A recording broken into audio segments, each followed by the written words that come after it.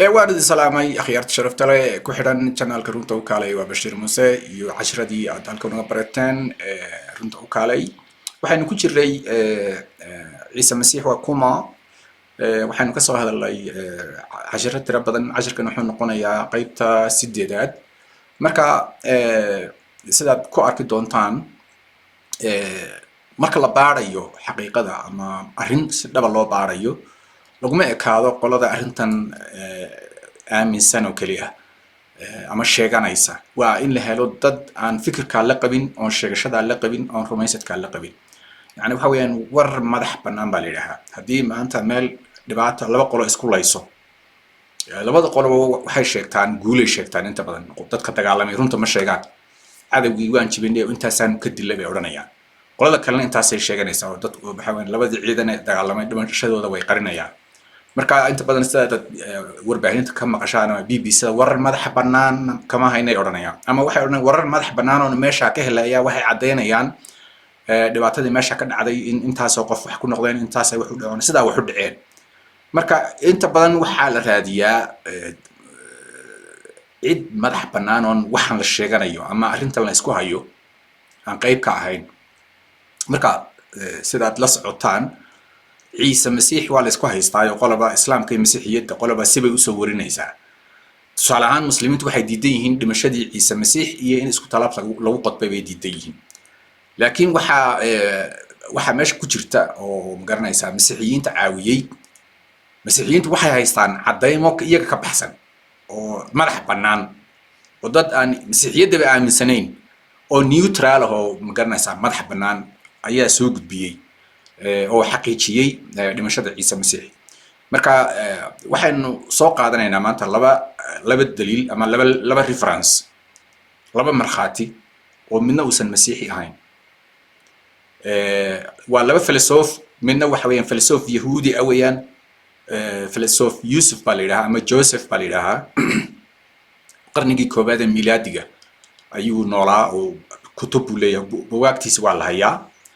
mu'arrikh yahuudi ah weeyaan oo caan oo la yaqaano midna waxa weeyaan filosof isaguna Greek ah oo isaguna aan Christian ahayn oo yahuudina ahayn marka labaduba wixii ay ciise masiix dhimashadiisa ka qoreen ayaan akhrinayna maanta marka ila socod fadlan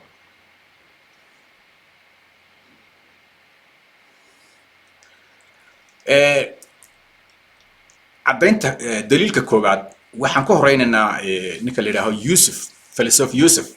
wuxuu ahaa buu leeyahay aan ku akhriyo naskan ku akhriyo كتابك waxaa la yiraahdaa the Antiquities of the Jews waa kitaab weyn oo taariikhda yahuudda iyo falsafada yahuudda ka sheekeeya oo uu qoray Yusuf ayaa ka sheekeynaya written by the first century Jewish historian philosopher Yosef ninkaas filosofka ah ee taariikhyahanka ah ee Yusuf la yiraahdo ayaa wuxuu qoray around 93 or 94 AD qarnigii koobaad ee miilaadiga 390 ilaa 490 ayuu qoray marka wuxuu leeyahay it contain two reference to Jesus of Nazareth and one reference to John the Baptist marka waxa ku jirta oo uu ninkaas yahuudiga ah oo Christian ba ahayn aqoonyahanka oo filosofka oo mu'arrikh ah wuxuu labada wax ka qoray ciise masiix iyo nabi yaxya John the Baptist labadaba dhimashadooda wuu qoray labadiba waa la dilay moogtahay John the Baptist ama nabi yaxyana waxa dilay Herodos baa dilay sida injiilka Lucas inoo soo gudbiyay iyo injiilada kalaba ciise masiixna dawladii Roman ka dishay marka labadaba wuu ka hadlayaa marka muxuu yiri the first and the most extensive reference to Jesus in the Antiquities found in the book of 18 marka daliilka ugu xoog badan ee ku saabsan dhimashada ciise masiix waxa uu ku qoray buugga 18aad waxayna leedahay sidan state that Jesus was the Messiah marka wuxuu yiri Yusuf waxa uu yiri ciise masiix wuxuu ahaa Messiah he was a Messiah waxa weyn masiix buu ahaa weyn masiix waxa weyn kii la masaxay boqorka ahaa weey boqorka ruuxiga ah weey masaayaha ay yahuudu sugayeen buu ahaa badbaadiyaha السماء كيمد بوها يعني مسايا ومقع وين oo loogu magac daray shakhsiye ilaahi ah oo jir bini aadan wata boqor weyn oo ruuxi ah oo samada ka yimid oo dabeecadii ilaahay wata oo koonka dhan xukumi doono oo dadkiisa badbaadin doona ayaa masaaya yahuud waa isugu yani la maanta marka ma aha boqor caadi oo boqor dhuleeda ma aha waa shakhsiye ilaahiye oo samada ka imanayso badbaadiya ma garanaysaa marka wuxuu yiri he was a messiah and wise teacher who was crucified by the Pentecost Pilatus waxaa dilay oo isku talaabta ku dilay Pontius Pilatus xaakinkii Roomanka ee magaalada Qudus ama gobolka Yahuudiya waaga haystay ayaa dilay oo isku talaabta ku qodbay marxaati weyn Soomaha marxaati baa lagu kala baxaa hadii kiiska maxkamad la isla aado cadayn baa la iska rabaa sheekhow marka kristanku markii la qabsaday leeyahay war waxaan malaha idinka sheegashadiina maxaa ku cadaynaysaan ya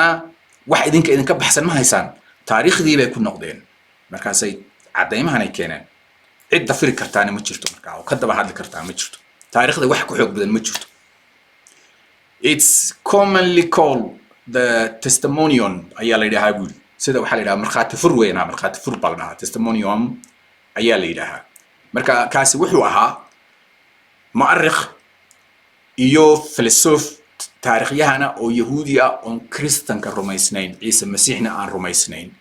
wuxuu yiri ciise masiix markii la dilay 70 sano kadib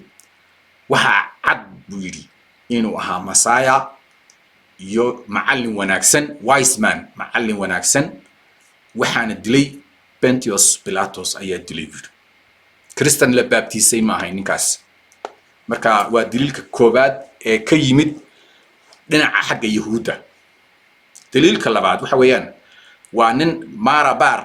la oran jiray oo isaguna aan yahuudi ahayn oo Roman ah muxuu yiri markaa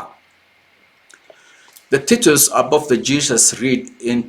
into which is the Latin abbreviation for the Jesus Nazarene marka kitaabkan titles baleedaha marka wuxuu ka hadlayaa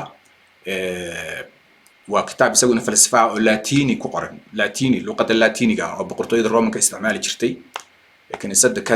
Catholicuna ilaa maanta isticmaasho ayuu isna ku qoran yahay marka wuxuu yiri buugga marka waa la turjumay oo waxa lagu turjumay afaf badan baa lagu turjumay marka wuxuu ka hadlayay isaguna Ciise Masiix ya Ciise Masiix ayuu ka hadlayay translated to Jesus the Nazarene the King of Jews marka waxa la wuxuu ugu magac daray ya boqorkii Yahuuda ciise masiixi reer Nazarene ee boqorka yahuuda ahaa buu ka hadlay isaguna waa nin Roman oo aan Christian iyo Judaism midna aan rumaysnayn Marabar Sabrion baa la oran jiray was a Stoic philosopher buu ahaa from the Roman province of Syria wuxuu ahaa nin philosopher oo boqortooyada Romanka ka tirsan oo gobolka Syria ka soo jeeda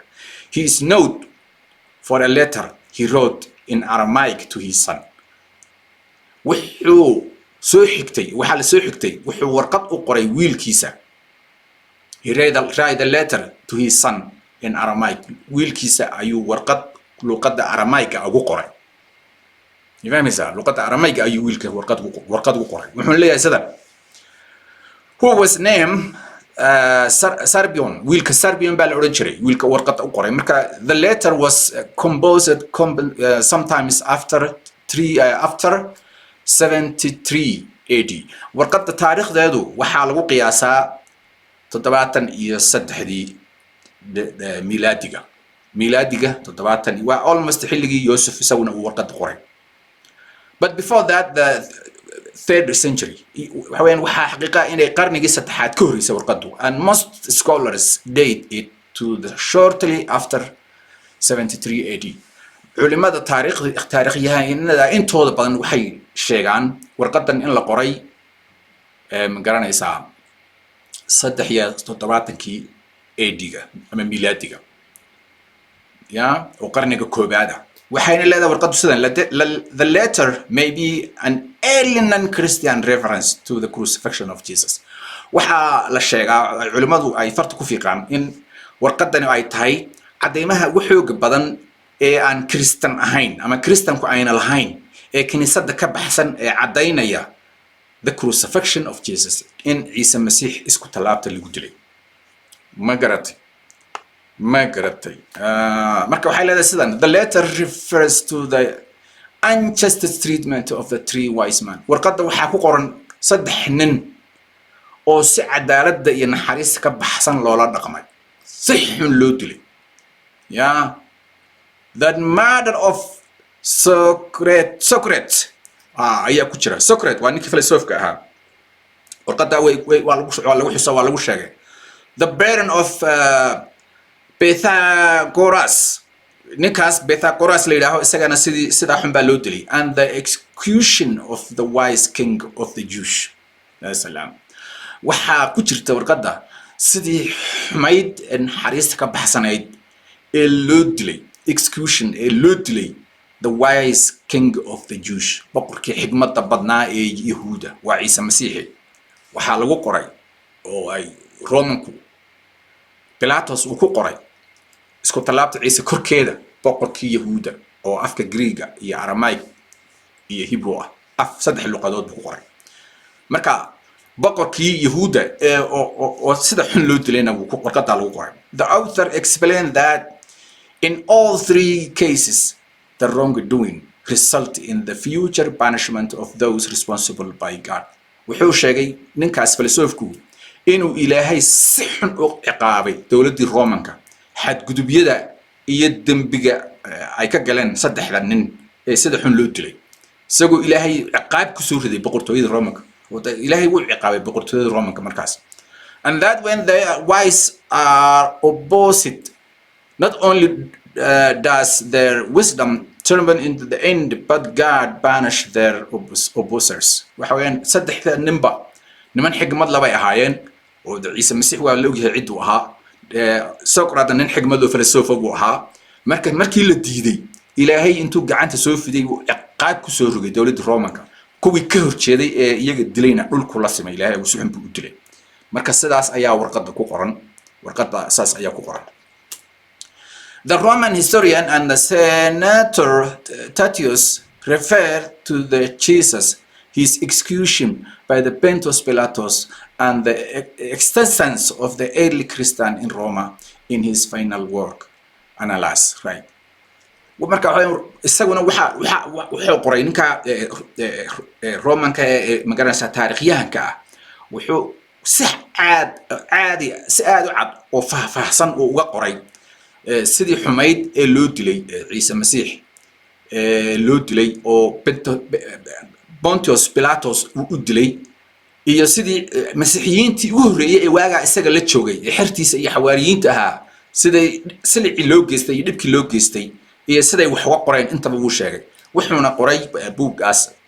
uu soo xiganayo waa xaween 116 miilaadiga ayuu isna qoray buugga 15aad chapterka 44 ayad ka helaysaa the contents of the passage is the 6-day great fire of Rome wuxuu gubashadii Roma ayuu buugga lagu xusay oo wuxuu uga dhigay ciqaabtii Ilaahay uu ku soo rogay markii Ciise Masiixna la dilay xirtiisana si xun loo silciyay xilligii boqorkii Nero la oran jiray imperatorkii Nero ee dawladii boqortooyada Romanka xukumi jiray marka Ilaahay markaa cagtu mariyo magaalada madaxdii ayaa la gubay nimankii ka dambeeyay Nero ahaayo boqor xun ahaana isaguna magaalada madaxdiina uu gubay kristankuna ku eedeeyay kiniisadiina aad u ciqaabay dad badan buu gubay iyagoo nool isagiina markii dambe uu waasho uu istilay oo si xun ayuu u dhintay marka waxaad arkaysaa arshiifkii dawladda Romanku sida ay uga hadashay mu'arriqiintoodii iyo aqoonyahankoodii sida ay aan kristan ba ahayn say u xaqiijiyeen dhacdooyinkii dhacay xilligaas iyo sidii xumayd foolsha xumayd ee Ciise Masiix isku talaabta loogu dilay marka ila soco hadda kadib oo saa ila soco waxaynu u gudbi doonaa hadda kadib kitaabka Injiilka oo isaguna si faahfaahsan uga hadlay dhimashada Masiixa iyo isku talaabta Masiixa iyo wixii dhacay oo dhan si faahfaahsan oo tarfatiran waayo ninka la yiraahdo Lucas oo magaranaysa nin dhakhtar abu ahaa oo aqoonyahana marka si aad u faahfaahsan ayuu u soo gudbiyay Injiilkiisa Lucas marka fadlan ila soco عشر كهالكاس كوجوجا هاد بان إدين سلامية.